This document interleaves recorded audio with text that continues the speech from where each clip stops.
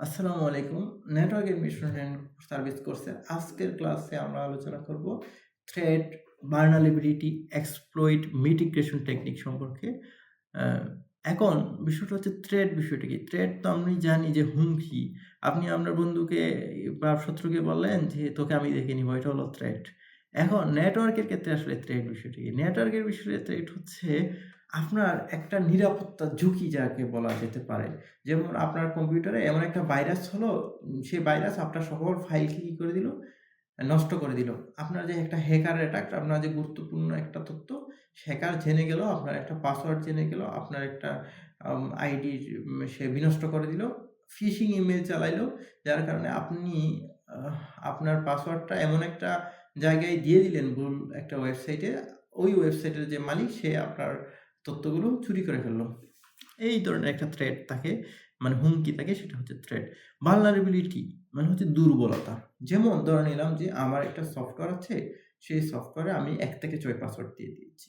এখন আমার যে হ্যাকার আছে সে ১ থেকে ৬ পাসওয়ার্ড দিয়ে খুব সহজেই কি করে ফেলল? লগইন করে ফেলল। আমার সে গুরুত্বপূর্ণ তথ্যগুলো সে চুরি করলো অথবা আমার সিস্টেমকে সে নষ্ট করে দিল।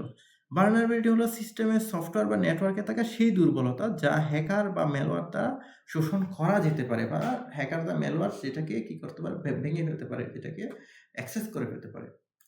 এক্সপ্লয়েট হচ্ছে সেই বিষয়টা যেটা হচ্ছে আনঅথরাইজড অ্যাক্সেস বলা যেতে পারে।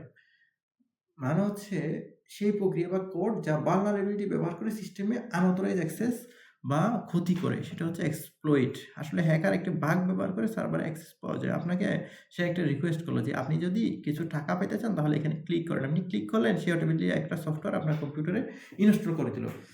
এটাই হচ্ছে আসলে এক্সপ্লয়েট। মিটিগেশন টেকনিক হচ্ছে এটার প্রতিরোধের প্রক্রিয়া।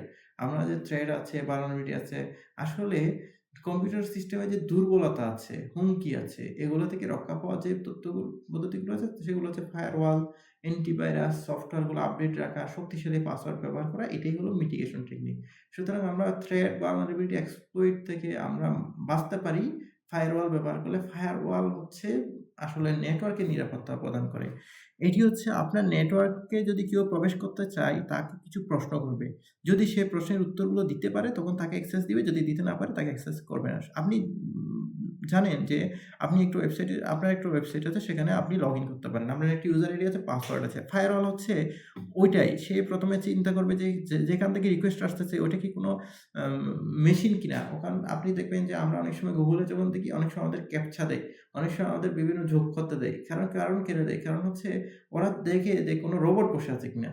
অ্যান্টিভাইরাস হচ্ছে ভাইরাস যদি কোনো কারণে আসে বা আনঅথরাইজ কোনো সফটওয়্যার যদি আমার কম্পিউটারে প্রবেশ করতে চায়, সে কি করে অ্যান্টিভাইরাসটিকে ডিলিট করে দেয়, সেটাকে নষ্ট করে দেয়। আমরা যখন কোনো একটা সফটওয়্যার ব্যবহার করি, যে সফটওয়্যারটা আসলে পেইড সফটওয়্যার বা যেটা ফ্রি নয়, এই ধরনের সফটওয়্যার আমরা কি করি? ক্র্যাক করি। ক্র্যাক আসলে বিষয়টা যখন অ্যান্টিভাইরাস থাকে আমরা কিন্তু কি করতে পারি না? ক্র্যাক ব্যবহার করতে পারি না। কারণ অ্যান্টিভাইরাস যখন ক্র্যাক থাকে সে দেখে যে এটা তো আমি চিনি না ওকে, তখন সে তাকে কি করে দেয়? রিমুভ করে দেয়।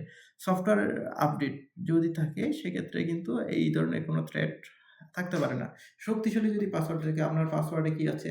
১ থেকে ৯ এর ভিতর আছে, ABCD এর ভিতর আছে, ক্যাপিটালাইজ ওয়ার্ড আছে, নির্দিষ্ট যে স্পেশাল ক্যারেক্টার সেটি আছে। তাহলে আপনার পাসওয়ার্ডটা অনেক বেশি স্ট্রং। কারণ যিনি হ্যাকার সে যদি, আপনি যদি শুধু ১ থেকে ৯ এর ভিতর পাসওয়ার্ড দেন, যিনি ১ থেকে ৯ এর মধ্যে যে বিভিন্ন কম্বিনেশন, সেই কম্বিনেশনটা একবার সিস্টেমের মাধ্যমে, প্রোগ্রামের মাধ্যমে চালাই দিল, আপনার পাসওয়ার্ডটা ব্রেক হয়ে গেল।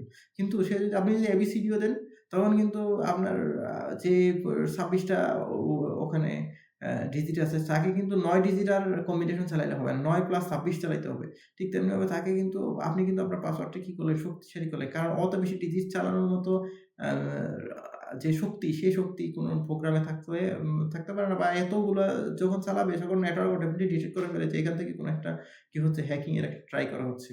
ধন্যবাদ সবাইকে। আসসালামু আলাইকুম।